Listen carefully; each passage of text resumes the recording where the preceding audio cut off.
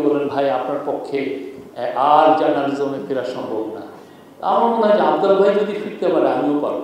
আফজাল ভাই চেষ্টা করেছেন বাংলাদেশের জার্নালিজমে ব্যালান্স রিপোর্টিং আনতে, যেটা অনেক ধরনের জার্নালে আমরা অনেক ভিউতেই তো আসা উচিত, যে ভিউটা আমরা যেটা ধরে নিচ্ছি সেটাই যারা লেফটিস্ট ঘটনা বলে তাদের ওয়ার্ল্ড ভিউটাই যে ওয়ার্ল্ডে একমাত্র ওয়ার্ল্ড ভিউ তা তো না। ওটা একটা পয়েন্ট অফ ভিউ, আর একটা পয়েন্ট অফ ভিউ তো আছে, অনেক 10 রকমের পয়েন্ট অফ ভিউ আছে। এটা তো খুব ইম্পর্টেন্ট। আমি মানা করছি না, আপনি লেফটিস্ট পত্রিকা চালাতেই পারেন, কিন্তু আপনি যদি একটা রাইটিস্ট পত্রিকা চালাতে যান তখন দেখি যে অনেকের হ্যাঁ এই রাইটিস্ট পত্রিকা চালাচ্ছে। ভাই আপনি যদি লেফটিস্ট পারেন উনি রাইটিস্ট পত্রিকা চালাইতে অসুবিধা নেই, যতক্ষণ আপনি নিউজ জার্নালিজমের আপনি যদি ইথিক্স মেনে চলেন, আমি কোন গ্রুপকে ক্যাটার করছি, কোন গ্রুপের জন্য জার্নালিজম করছি সেটা তো কোনো ইস্যু না। আফজাল ভাইয়ের মানে উনি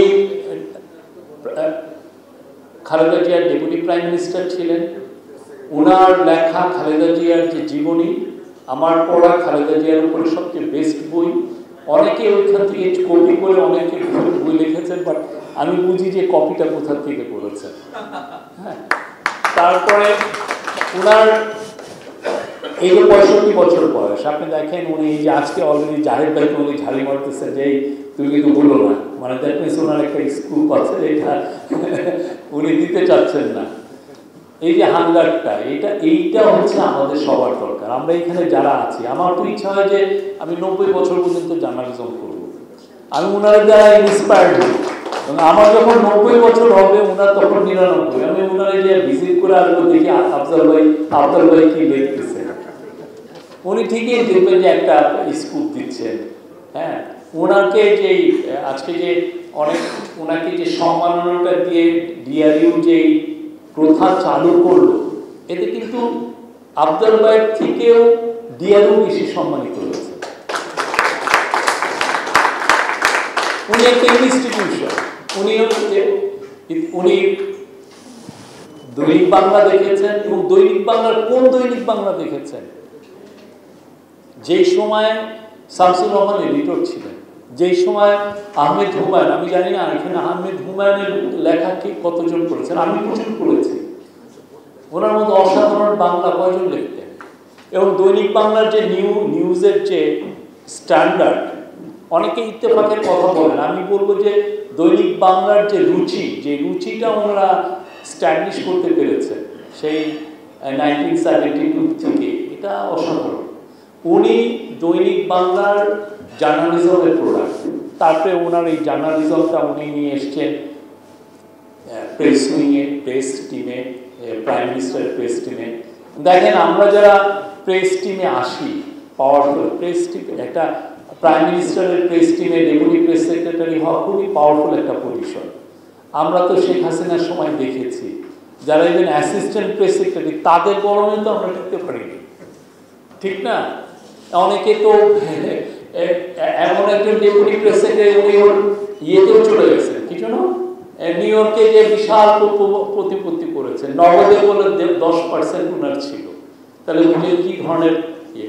কিন্তু আফজাল ভাইকে দেখেন, উনি ওনার জবটা করেছেন, আবার জার্নালিজমে ফিরছেন, ফিরে আবার উনি এই কাজটা এগিয়ে নিয়েছেন, নতুন জার্নালিজম তৈরি করেছেন আমার দেশের মাধ্যমে। এবং তারপরে যখন ওনাকে জার্নালিজম করতে দেওয়া হয় নাই, তখন উনি থেমে গেছেন, থামেন নাই। উনি এসে আমাকে এই শফিক এই আমার নতুন একটা পাবলিশ করলাম, উনি বোল্ড বুক পাবলিশিং করেছেন। ওনাকে কোনোদিন আমি হতাশ দেখি নাই, হতাশা ওনাকে আপনি ওনার দেখেন না, ওনার যে আপনার মনে হয় আমাদের এখানে আপনি নিউজ রুমে একটা 65 বছরের একটা জার্নালিস্ট পান যে ডে টু ডে জার্নালিজম করছে, আপনি এডিটোরিয়ালে পাবেন। এডিটোরিয়াল যারা রাইটার তারা তো মূলত চুরি করে, ঠিক না? আপনি যা দেখি সেটার একটু নতুন মোড়কে একটু সুন্দর শব্দ দিয়ে ওরা ওইটাকে আবার ওপিনিয়ন হিসাবে চালায়। কিন্তু ডে টু ডে জার্নালিজম করা, একটা স্কুপ করা, এবং এই স্কুপটা যদি ভুল না হয় এটাকে ইনশিওর করা, ভয়াবহ বিষয়। এবং 65 বছরে তো আপনার হাত পা তো টানে, যে না হয়েছে আর ওনার তো টানা উচিত আরও। ওনার চিলড্রেন তারা স্ট্যাবলিশ, দে ওয়ার্কিং লাইক একজন আছেন অক্সফোর্ডে, আরেকজন এনভিডিয়া এখন হচ্ছে ওয়ার্ল্ডের সবথেকে রিচেস্ট কোম্পানি। তারপর দেখেন উনি কিন্তু আমি যদি আমার দেশে যাই দেখি যে উনি কাজ করতেছে। আমাদের ওনার ওয়ার্ক ইথিক্স থেকে অনেক জানার আছে। এর মধ্যে উনি দেখেন উনি জার্নালিজম করছেন, উনি পাবলিশিং করছেন, উনি আমাদেরকে অ্যাসিউর করছেন, আবার উনি প্রেস ক্লাবের পলিটিক্স করছেন, যাতে প্রেস ক্লাবের পলিটিক্সে সুস্থ ধারাটা থাকে। এটা ওনার লাস্ট পর্যন্ত ওনার চেষ্টাটা, মানে উনি এত একটা কর্মী একটা মানুষ, কোনো কিছুই কিন্তু উনি তো বাদ দিচ্ছেন না। আমরা তো কাজের জন্য বেঁচে থাকি, আমাদের মূল আইডেন্টিটি তো কাজ কাজ কাজ কাজ। তো আমাদের একটা খুব অসুস্থ একটা মানে ধারা তৈরি হয়ে গেছে যে কেউ 50 বছর হলে সে আর কাজ করতে চায় না, এই তুই কর। আরেকজন ছোট ছেলেকে সে বলে বাজে জিনিস, যেটা আমি পারবো সেটা আমি আরেকজনকে কেন দিব?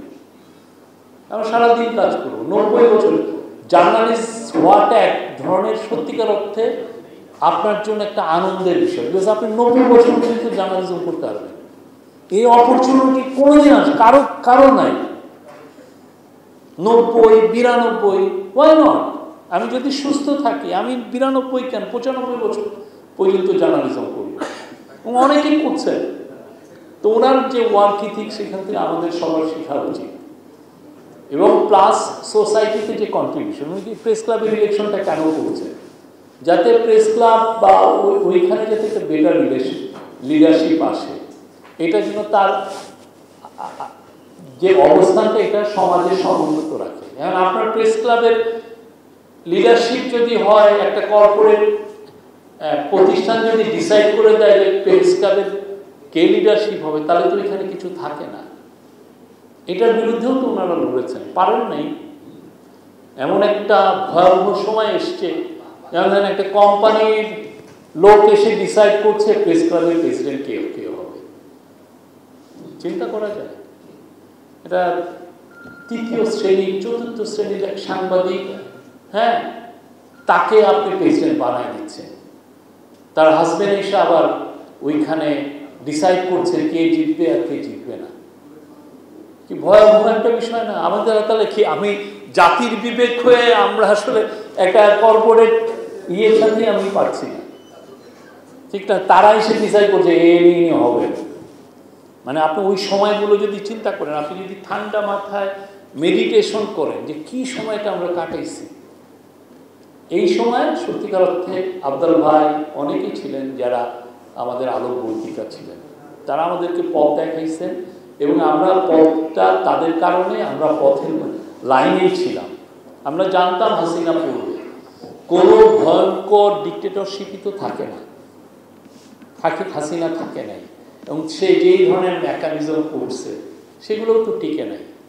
আফজাল ভাই দেখেন, আমি এখন যে একটা প্রেস টিমে আছি, অনেকে বলেন ভাই আপনার পক্ষে আর জার্নালিজমে ফেরা সম্ভব না।